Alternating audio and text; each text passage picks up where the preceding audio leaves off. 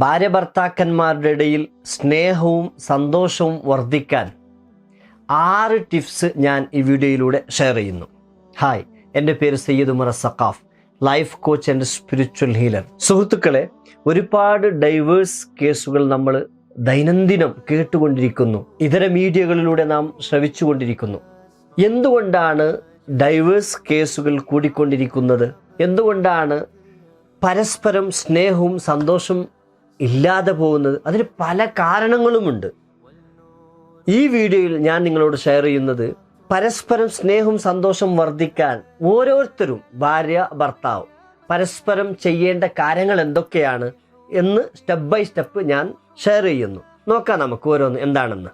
1, understand each others wants എന്ന് പറഞ്ഞാൽ ഓരോ ആളുകളുടെ വാണ്ട്സ് എന്താണ്, അവർക്ക് എന്താണ് വേണ്ടത്, അവരുടെ നീഡ്സ് എന്താണ്, വാണ്ട്സ് എന്താണ് എന്ന് നമ്മൾ മനസ്സിലാക്കിയിരിക്കണം. ഫോർ എക്സാമ്പിൾ, ഇപ്പം എനിക്ക് എന്താണ് ആവശ്യമുള്ളത്, എൻ്റെ നീഡ്സ് എന്താണ്, എൻ്റെ വാണ്ട്സ് എന്താണെന്ന് എൻ്റെ ഭാര്യ അറിഞ്ഞിരിക്കൽ ആവശ്യമാണ്.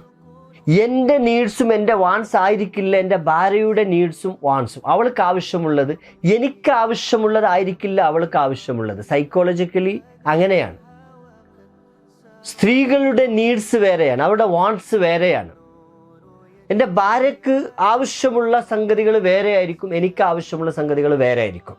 പൊതുവെ ഇവിടെ എന്താണ് നടക്കുക എന്ന് പറഞ്ഞാൽ, ഞാൻ എൻ്റെ ഭാര്യയെ തൃപ്തിപ്പെടുത്താൻ, സന്തോഷിപ്പിക്കാൻ എനിക്ക് എന്താണോ ഇഷ്ടം, എനിക്ക് എന്താണോ ആവശ്യം, അത് ഞാൻ എൻ്റെ ഭാര്യയ്ക്ക് നൽകാൻ ശ്രമിക്കും. സത്യത്തിൽ ചിലപ്പോൾ അത് അവൾക്ക് ഇഷ്ടമില്ലാത്ത സംഗതിയായിരിക്കും, അവൾക്കത് തീരെ ഇഷ്ടമില്ലാത്ത വിഷയങ്ങളും ആയിരിക്കാം. അപ്പോൾ എന്താണ് ഇവിടെ നടക്കുന്നത്? എൻ്റെ ഇഷ്ടം നോക്കി ഞാൻ അവളെ പരിഗണിക്കുമ്പോൾ അവൾക്കത് ഇഷ്ടമില്ലാതെയാവുകയാണ്.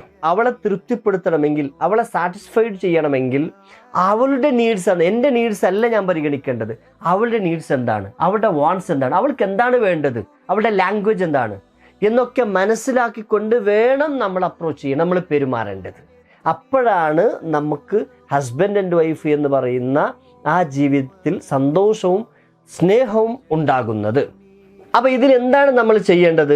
ആദ്യമായി നമ്മൾ മനസ്സിലാക്കേണ്ടത്, നമ്മൾ പുരുഷന്മാരാണെങ്കിൽ നമ്മുടെ ഭാര്യന്മാരുടെ വാണ്ട്സ് എന്താണ്, അവർ എന്താണ് നമ്മളിൽ നിന്ന് പ്രതീക്ഷിക്കുന്നത്, അത് നമ്മളെ കൂടെ ജീവിക്കുമ്പോൾ നമുക്ക് ഏകദേശം മനസ്സിലാക്കാൻ കഴിയും. ഇനി നമ്മൾ അത്ര സമയം നമ്മുടെ അടുത്ത് ഇല്ലെങ്കിൽ, അവരുടെ മനസ്സിലാക്കാൻ നമുക്ക് കഴിയുന്നില്ലെങ്കിൽ, ഓപ്പൺലി അവരോട് ചോദിക്കാം, നീ എന്നിൽ നിന്ന് എന്താണ് പ്രതീക്ഷിക്കുന്നത്, നിന്റെ വാണ്ട്സ് എന്താണ്, ഒന്ന് എഴുതിത്തരൂ, ഞാനത് ട്രൈ ചെയ്ത് നോക്കാം എന്ന് ഓപ്പൺലി ജെനുവിൻലി നമ്മൾ അവരോട് പറയാൻ ട്രൈ ചെയ്യണം.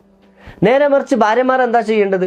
ഭർത്താക്കന്മാരുടെ വാണ്ട്സ് എന്താണ്, അവർക്ക് എന്താണ് ആവശ്യം എന്ന് പൊതുവെ കൂടെ ജീവിക്കുമ്പോൾ നമുക്ക് മനസ്സിലാവും, പെണ്ണുങ്ങൾക്ക് മനസ്സിലാക്കാൻ കഴിയും. ഇനി അങ്ങനെ മനസ്സിലാക്കാൻ കഴിഞ്ഞില്ലെങ്കിൽ ഓപ്പൺലി ചോദിക്കാം, എന്താണ് എന്നിൽ നിന്ന് നിങ്ങൾ ആഗ്രഹിക്കുന്നത്, പ്രതീക്ഷിക്കുന്നത് ചോദിക്കാം. അങ്ങനെ അണ്ടർസ്റ്റാൻഡ് ചെയ്തുകൊണ്ട് മുന്നോട്ട് പോകുമ്പോഴാണ് ലവും സന്തോഷവും ഉണ്ടാകുന്നത്.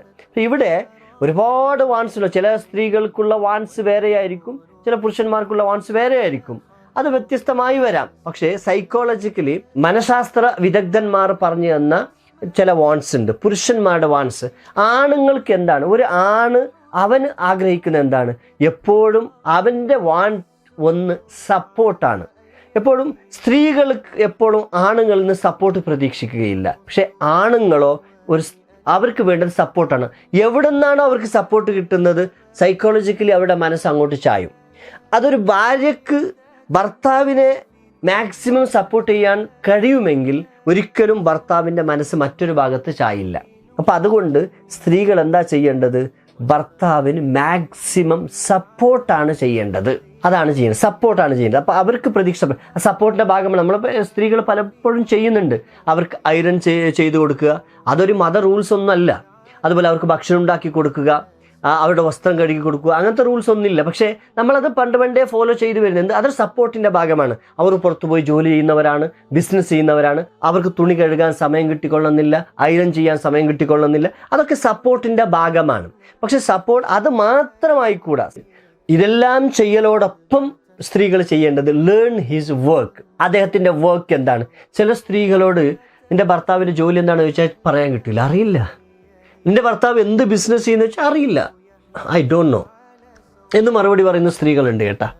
അങ്ങനെയല്ല, അവരുടെ ജോലി എന്താണ്, ആ ജോലിയിൽ അവർ എന്തെങ്കിലും സ്ട്രഗിൾ ചെയ്യുന്നുണ്ടോ, ഭാര്യ എന്ന നിലക്ക്, ഒരു സ്ത്രീ എന്ന നിലക്ക് ആണുങ്ങൾക്ക് ചെയ്യാൻ പറ്റാത്ത ചില കാര്യങ്ങൾ ചെയ്യാൻ നമുക്ക് സ്കില്ലുണ്ട് സ്ത്രീകൾക്ക്.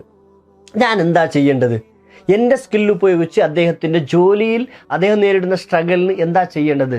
ആ സ്ട്രഗിളിൽ നിന്ന് അദ്ദേഹത്തെ പുറത്തു കൊണ്ടുവരാൻ എനിക്ക് എന്താ ചെയ്യാൻ കഴിയുക?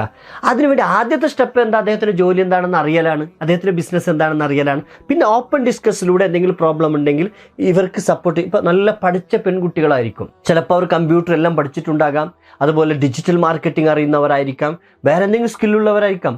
പക്ഷേ ഈ സ്കില്ലെല്ലാം വെച്ച് വീട്ടിൽ വെറുതെ ഇരുന്നാൽ പറ്റൂല. വീട്ടിലിരുന്നു കൊണ്ട് ഒരു ലാപ്ടോപ്പ് ഉപയോഗിച്ചുകൊണ്ട്, കമ്പ്യൂട്ടറോ ടാബോ ഉപയോഗിച്ചുകൊണ്ട് ഭർത്താവിൻ്റെ ബിസിനസ്സിന് സപ്പോർട്ട് ചെയ്യാൻ ഭാര്യയ്ക്ക് പറ്റും.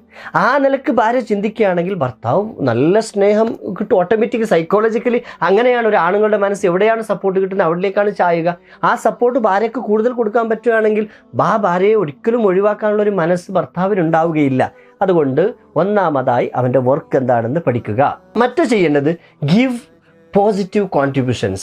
എപ്പോഴും സ്ത്രീകൾ എന്താ ചെയ്യുക? ആണുങ്ങൾക്ക് ഒരു പോസിറ്റീവ് കോൺട്രിബ്യൂഷൻ കഴിയുന്നത്, അത് വാക്കാൽ വാക്ക് അല്ലെങ്കിൽ വേറെ ഏതെങ്കിലും നിലക്ക് ഒരു കോൺട്രിബ്യൂട്ട് ചെയ്യാൻ പറ്റുകയാണെങ്കിൽ ചെയ്തുകൊണ്ടേയിരിക്കണം.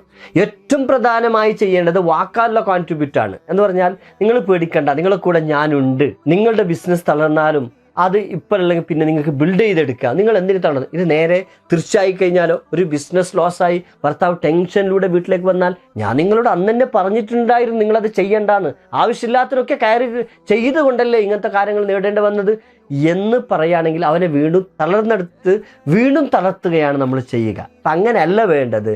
നല്ല ഒരു പോസിറ്റീവ് കോൺട്രിബ്യൂട്ട്, ഒരു വാക്ക്, ഇപ്പം തളർന്നിട്ടുണ്ടെങ്കിലും അള്ളാഹു നമുക്ക് നൽകും, ഞാനുണ്ട്, എന്നിൽ കഴിയുന്ന പരമാവധി ഞാൻ ചെയ്യാൻ ട്രൈ ചെയ്യും എന്നുള്ള വാക്കുകൾ പറയുമ്പോൾ ആളുകൾക്ക് സ്വാഭാവികമായും സ്നേഹം കൂടുകയാണ് ചെയ്യുക.